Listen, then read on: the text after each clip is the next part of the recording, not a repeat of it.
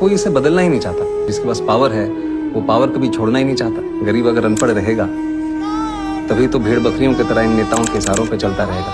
और सभी जानते हैं कि यही अनपढ़ लोग इनका वोट बैंक है, जो धर्म और जात के नाम पे वोट देते आए हैं। इसलिए डॉक्टर अम्बेडकर ने 1942 में कहा था, एजुकेट, एजिटेट एंड ऑर्गेनाइज। अब जनता अगर पढ़ लिख गई तो नेताओं के लिए बड़ी समस्या हो जाएगी। नहीं, नमस्कार, मी पोट्यो। आज आंदोलन झालं, पण आंदोलन यशस्वी झालं, आंदोलन अयशस्वी झालं असं कोणीही समजू नका। आपल्या भलाई पोट्टेले मारलं असन, पण पोट्टे झाट ऐकायला तयार नव्हते, मागं सरकायला तयार नव्हते। मी तुम्हाला पहिले सांगून राहिलो, आपले पोरं संसदेच्या गेट पर्यंत गेले।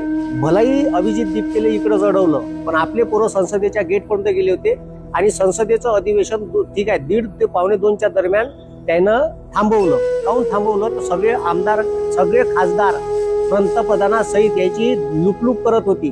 तर हे उठून पळाले, देशाचा पंतप्रधान मागच्या गेटनं उठून पळाला।